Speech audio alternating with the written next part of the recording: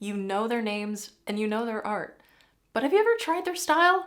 I'm really excited to share with you a snippet of one of my online art classes in the first of a series where I'm featuring a focus on the study of the masters.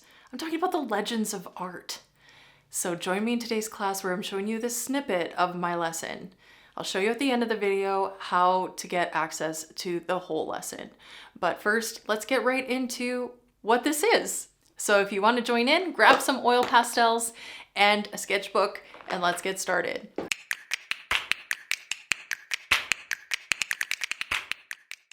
Welcome to my channel. My name is Kristina Moyer and I'm so grateful for you being here. I recently just hit 2,000 subscribers and I feel so grateful for each one of you being here because now I'm a professional content creator. Woo woo! So kudos to you for being here, to supporting me, and especially to those of you who I'm getting to know through the comments.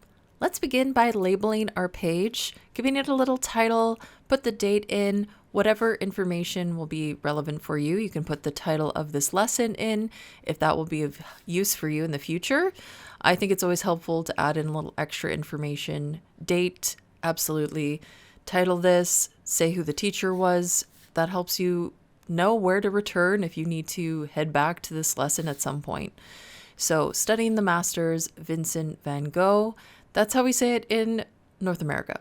But if you were Dutch, it'd sound more like, and now I'm not Dutch, so I can't say it very well, and we've already gone through that, but Van is more like a F sound, like Van, and Go, they pronounce it more like Ho. And so, because I'm in Canada, I'm going to say Vincent Van Gogh. Hopefully that's okay with you. So I've dated it, and now I'm going to create just a little frame. So I'm going to give myself a little frame to work within on my page. And you could go large, small. This is just a small study, so I've decided to keep it pretty small at about, like a 6x4 kind of size. So feel free to follow along the exact same as 6x4 or make it bigger, fill the whole page if you like. Then we're going to sketch the image. So look up the Starry Night and you'll find all kinds of images. You can buy prints of this painting.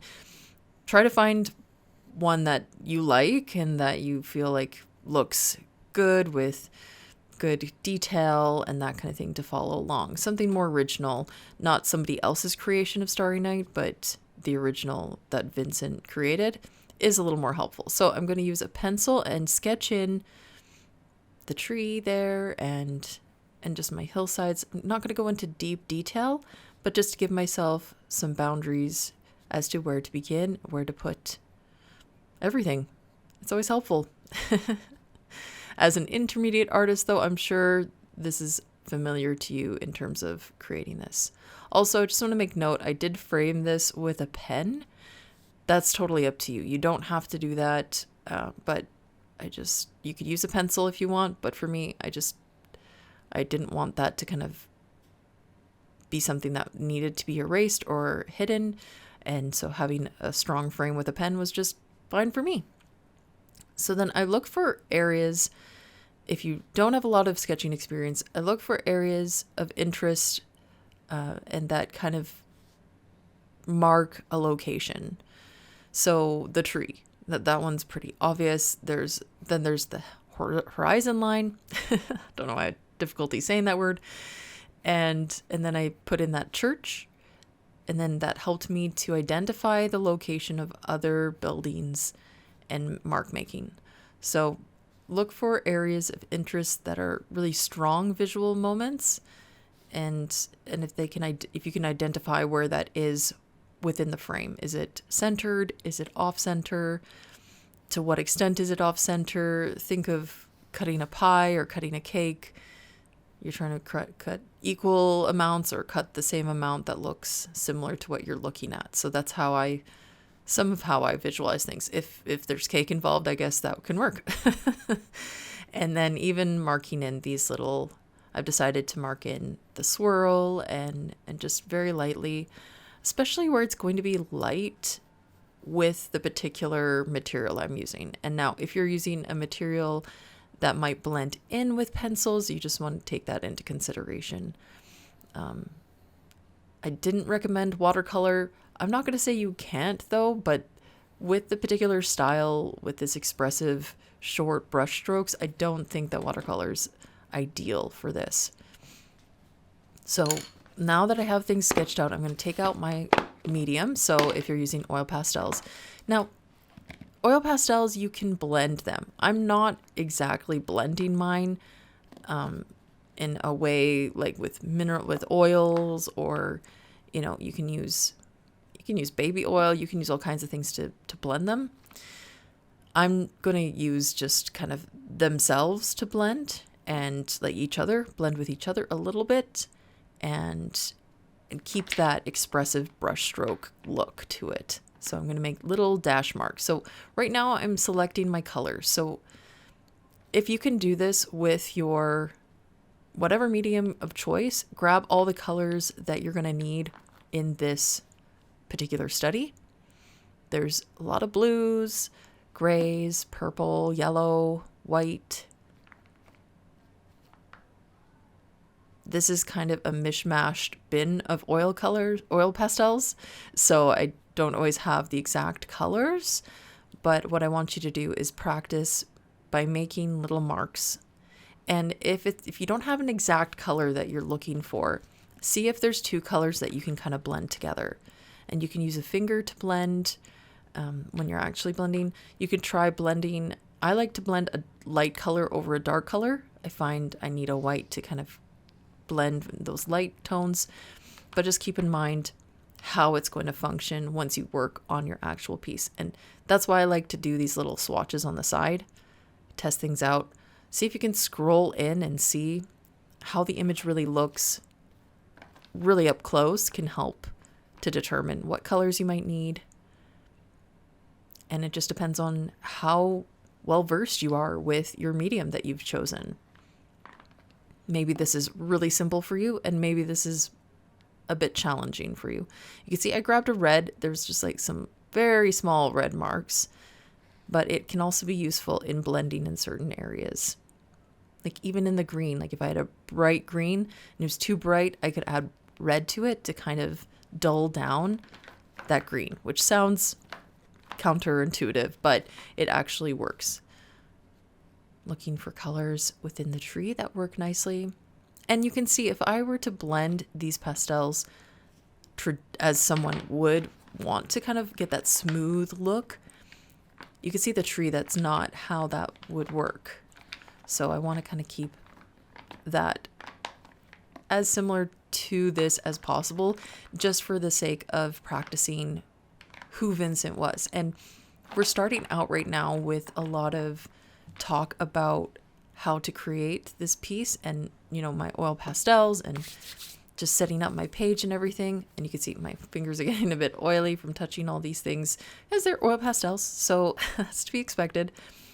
And still just making sure I have my colors correct.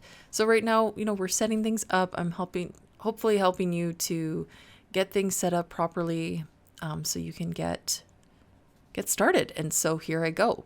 But further along the way, we will definitely talk about Vincent's life, do a bit of an overview. So, probably, or possibly you don't, that's okay if you don't, that a lot of his work has this expressive feel to it. It's a bit loose feeling with the brush strokes, because you can see them. They're not all blended together with transitions that are really smooth. They're a little more harsh looking with really strong outlines here and there.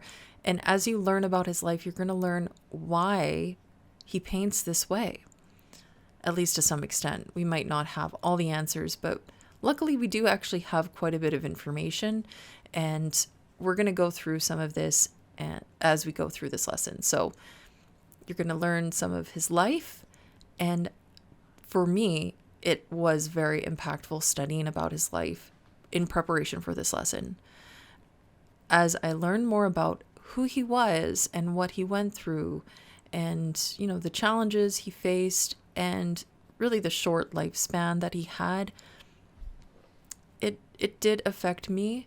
And in creating these pieces, it was a way to honor him in some way, but also try to gain what I could from his years of experience. And even though he didn't have many years, he created a lot of paintings.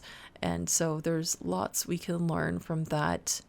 If nothing else, persistence and just sheer effort, like work ethic, to create so many paintings in such a short period of time. It's just very inspiring to me. So hopefully learning about his life as well as recreating his work will help to influence you as well. And then when you go to create the final project in this lesson, you will have a good experience, something that is more personal, and be able to think about his life.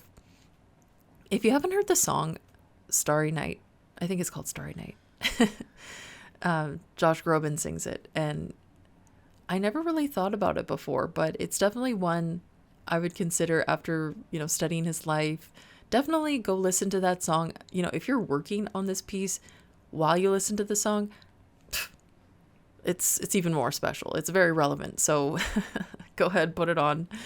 So as you can see, I started with a light blue, and then now I'm going in with this darker blue and filling in some of the areas that require that color, and then I'm going to be blending on top. So sometimes it makes sense to start with a lighter color, and sometimes it makes sense to start with a darker color.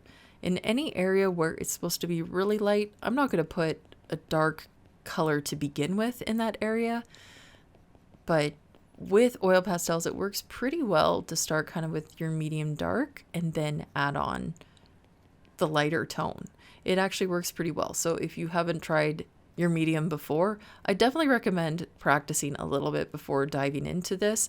But this could be a practice for you, and it doesn't have to be perfect. We're just going in our sketchbook and using, this master artist, their work as, this influence and practice. So even if it doesn't turn out nicely, don't worry about it.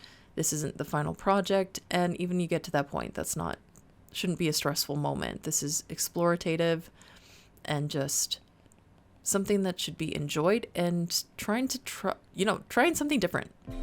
And that's part of what it is. So we're getting to the end of this part 1. We have 3 parts in this demonstration. So continue on, keep carrying on. You got this.